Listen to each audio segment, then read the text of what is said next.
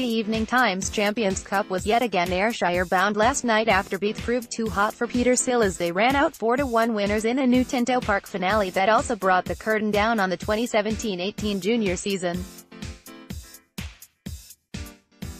The attraction of the televised World Cup showdown between Portugal and Spain resulted in a somewhat sparse crowd being in attendance as the game kicked off, and right from the first whistle Petershill with 4 juveniles in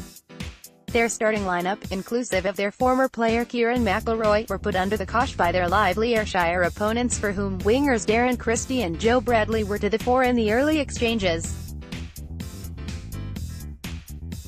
Fred for the Peasy backline arrived when Bradley's cross-cam shot from the right flank struck the top of the crossbar, with goalkeeper John Gibson beaten. However, their goal was only to remain intact until the 13th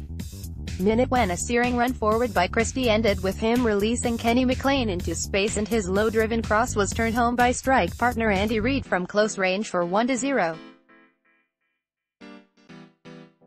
With their tails up, Beith continued to dominate and little was being seen of Petershill as an attacking force. However, a reminder of the threat they posed came in 23 minutes when Chris Hull controlled a forward pass and let loose a shot that carried over the crossbar. At this stage in the proceedings, Peasy skipper Jordan Merck was exerting an authority in midfield, and his pass released McElroy, who showed good skills in coasting past a couple of Beith defenders to send a powerful shot goalwards that beat Stephen Grindley, all ends up only to strike the top of the crossbar.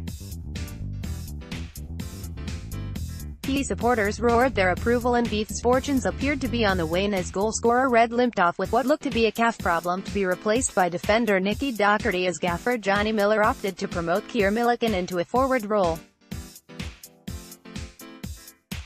The tactical switch was to prove a triumph for Miller in 39 minutes after Milky won the race for a through ball and fired the ball across goal to veteran hitman McLean, and he let the ball run onto his left foot before directing a low shot beyond Gibson to double his side's advantage.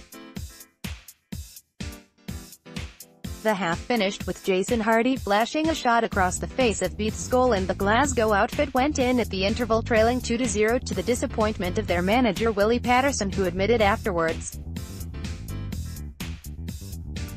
He said, "Losing the second goal so close to half-time was a blow, and it might have been easier to take if Jason sticks his chance away, but it wasn't to be. We have lost to a very good Beith team, and my big regret is not going up against them with our strongest side.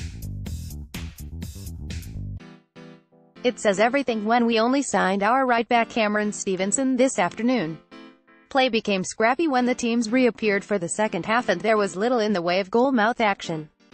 However, Beith put the result beyond doubt in 70 minutes when Conor McGlinchey led a forward surge and threaded a through ball to the dangerous Bradley, and his cutback was slotted home by McLean for what was his 200th goal for the Ayrshire side. Minutes later, the scoreline read 4-0 as Paul Friesen McLean, later named man of the match, combined for the one-time Glasgow Perthshire midfielder to prod a low shot beyond helpless goalkeeper Gibson. It is to Petershill's credit that they kept plugging away, and their reward arrived in 89 minutes when a far-flung cross was netted by Jordan Kennedy at the back post to put a better complexion on the scoreline at 4-1. Jubilant skipper John Sheridan accepted the glittering silverware to the delight of his club's cheering supporters and admitted, "I've waited a long time to get my hands on this trophy and have watched on from afar as various teams have won it, so this is a special moment and a great moment for this team and club." His manager Johnny Miller added, "We played a lot of good football first half, but let our performance levels drop after the interval and Petershill came more into the game.